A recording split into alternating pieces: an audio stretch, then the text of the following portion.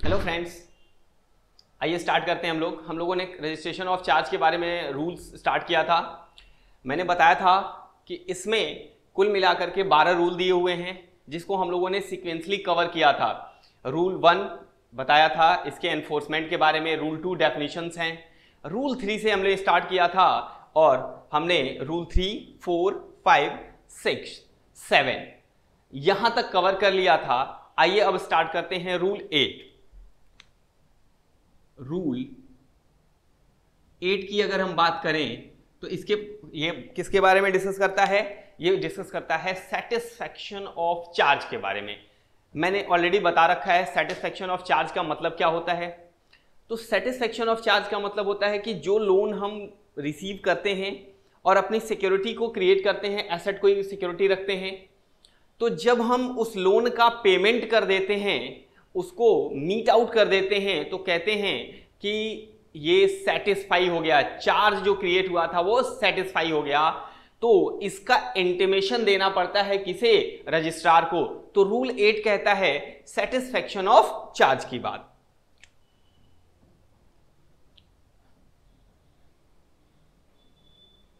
Satisfaction of charge की बात कहता है और यह बताता है कि चार्ज सेटिस्फाई होने के 30 दिन के अंदर अंदर कंपनी को इंटीमेट करना होता है किसे? रजिस्ट्रार को। और उसके लिए एक फॉर्म भरा जाता है CHG form 4।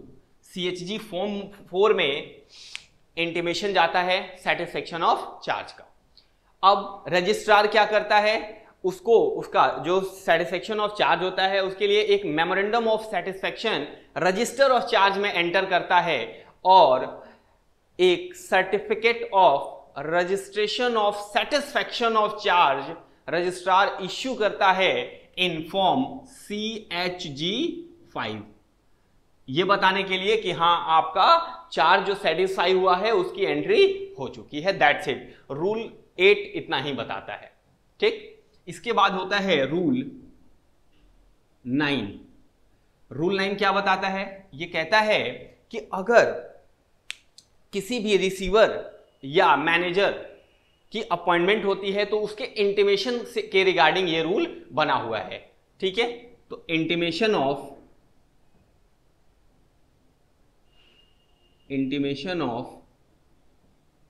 Appointment of receiver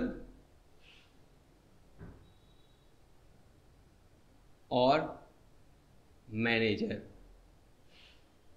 तो ध्यान से जरा सुनिएगा, ये पॉइंट क्या कह रहा है? ये कह रहा है कि अगर चाहे अपॉइंटमेंट हो या सेसेशन हो, मींस किसी रिसीवर को या मैनेजर को प्रॉपर्टी को देखने के लिए या उसकी रियलाइजेशन के लिए अगर अपॉइंट किया जाता है या उसका टाइम पीरियड खत्म हो रहा है, दोनों केसेस में या तो अपॉइंटमेंट हो रही है या उसका टाइम खत्म हो रहा है, मींस उसका ड्यूरेशन जो है वो एंड हो रहा है, तो इस केस में रजिस्ट्रार को इंटीमेशन देनी पड़ती है, बताना पड़ता है कि हाँ, अब हमारा ये रिसीवर जो हमने अपॉइंट किया था देखभाल करने के लिए या मैनेजर या जो भी पर्पस के लिए हमने अपॉइंट किया था उसका ये अपॉइंटमेंट हो गया या ड्यूरेशन खत्म हो गया। दोनों केसेस में इंटीमेशन देनी पड़ती है और वो इंटीमेशन जाती है फॉर्म CHG 6।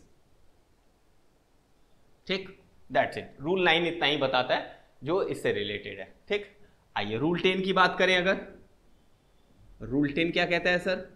रूल 10 कहता है कि अगर, जैसा कि हम लोगों ने देखा था जब हम सेक्शन चैप्टर 6 पढ़ रहे थे कि कंपनी को अपना रजिस्टर मेंटेन करना पड़ता है, तो उसके लिए रूल भी बने हुए हैं।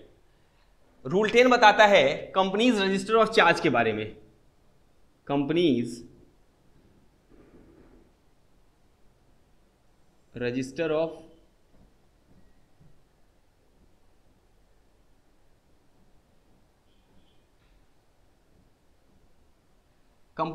ऑफ चार्ज की अगर हम बात करें तो ये कहता है कि each and every company is required to keep at its registered office the register of charge.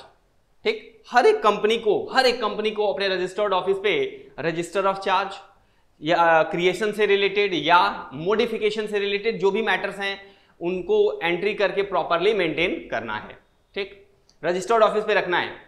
और उसके लिए रूल बना दिया गया कि जैसे ही कोई चार्ज क्रिएट होता है या चार्ज में मॉडिफिकेशन होता है, फोर्थविथ तुरंत चार्ज के क्रिएशन या मॉडिफिकेशन के तुरंत बाद उसकी एंट्री हो जानी चाहिए।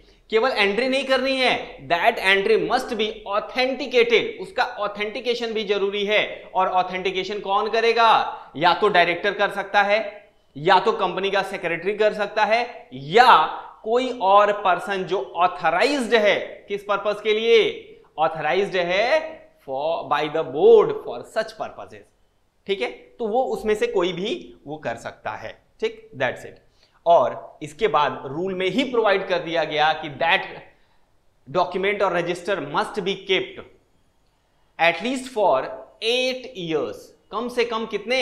8 सालों तक के लिए उसे रजिस्टर्ड ऑफिस पे मेंटेन करके रखना है। उसके पहले आप हटा नहीं सकते, तो 8 साल तक रखना है। सर सवाल एक उठता है, कब से 8 साल तक? तो ध्यान से सुन लीजिएगा, from the date of satisfaction of charge, means जब चार्ज सेटिस्फाई हो गया, उसका पेमेंट हो गया, उसके बाद 8 सालों तक मेंटेन करके रखना है।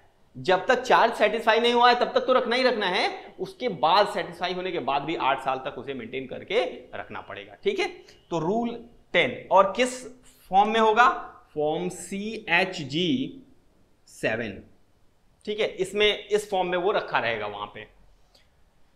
फिर आइए जरा, अगर हम अगले रूल की बात करें, रूल 11, ये क्या कहता है? ये कहता है, रूल 11 कहता है कि अगर इंस्पेक्शन की बात करें, तो हम लोगों ने पहले भी डिस्कस किया था, तो जो मैटर्स हैं वो रूल्स में दिए गए हैं कि रजिस्टर ऑफ चार्ज चाहे मॉडिफिकेशन से रिलेटेड हो या सेटिस्फैक्शन से, उसके इंस्पेक्शन के लिए वो ऑल टाइम अवेलेबल रहेगा बिजनेस आवर्स में और सबके द्वारा रहेगा। सब कोई इंस्पेक्ट कर सकता है उसे। और इंस्पेक्शन के लिए बताया गया कि अगर कोई मेंबर आता है कंपनी का या कोई क्रेडिटर आता है कंपनी का, तो वो बिना कोई फी पे किए इंस्पेक्शन कर सकते हैं। Means they are the person of the company, in that case they may inquire that document free of cost. But any other person, अगर कोई और आता है इंस्पेक्शन के लिए, दे हैव टू पे सम प्रेस्क्राइब्ड फी। ठीक, तो ये क्या है? इंस्पेक्शन ऑफ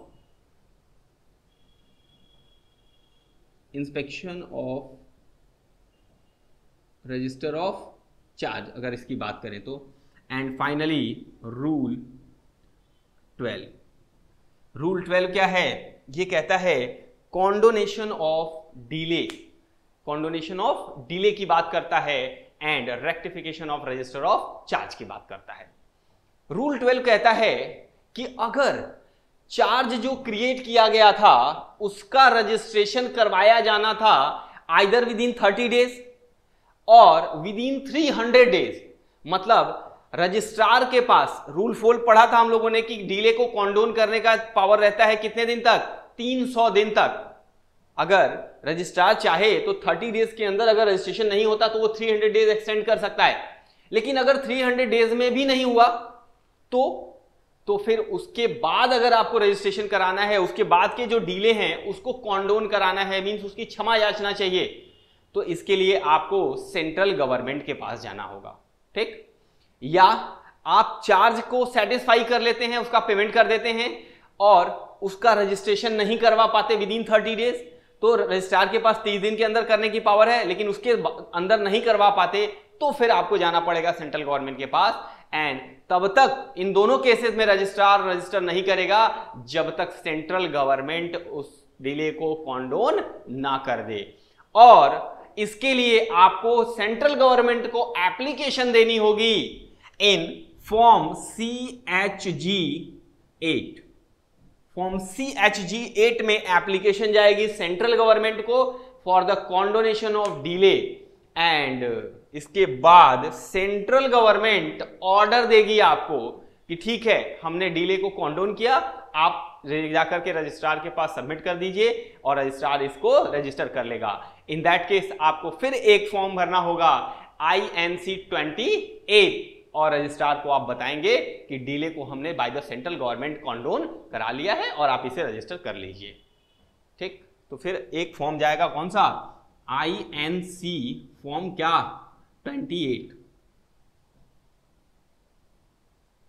तो ये क्या है, ये है आपका condonation of delay, condonation of delay and rectification of register of charge. ठीक है ना, तो ये रहा आपका रूल 12। ये कुल मिलाकर के इतने रूल्स हैं। कितने पढ़ लिए हम लोगों ने, rule 3, 4, 5, 6, 7, 8, 9, 10, 11 and 12। These are complete rules.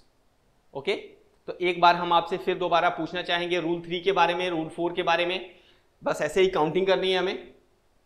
सबसे पहले रूल 3 क्या था, रूल 3 बना गया है किसके लिए, रजिस्ट्रेशन के लिए, क्रिएशन और मॉडिफिकेशन ऑफ चार्ज के लिए। रूल 4 हमने डिस्कस किया था। रूल 4 क्या बताता है, condonation of delay by the registrar, कल ही हम लोगों ने डिस्कस किया था।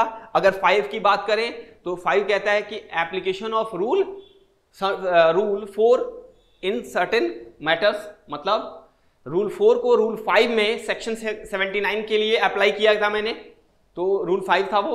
रूल 6 में क्या बताया गया, रूल 6 ने बोला था कि सर्टिफिकेट ऑफ रजिस्ट्रेशन इशू किया जाएगा, और रूल 7 ने बोला था कि अगर कोई रजिस्ट्रार के पास जो कीप करना है रजिस्टर ऑफ चार्ज को रजिस्ट्रार के पास रखना है, उसके लिए रूल बना हुआ था। ठीक, रूल 8 आज स्टार्ट किया हम लोगों ने। रूल 8 में सबसे पहले क्या देखा, सेटिस्फेक्शन ऑफ चार्ज के लिए रूल बना हुआ है। फिर रूल 9 इंटीमेशन के बारे में, रूल 10 के बारे में हम लोगों ने देखा कि कंपनी का रजिस्टर ऑफ चार्ज मेंटेन करना है, और रूल 11 देखा इंस्पेक्शन ऑफ आरओसी के द्वारा register of charge, and finally rule 12 हम लोगों ने देखा कि कॉन्डोनेशन ऑफ डिले के बारे में। These are the complete rules given to you. ठीक है, तो ये आप सीक्वेंसली इसको स्टडी करेंगे, फिर एक नए पॉइंट के साथ, नए इंस्ट्रूमेंट के साथ, नए लेक्चर के साथ हम फिर आपसे मिलेंगे। Okay, tata, bye bye, thank you.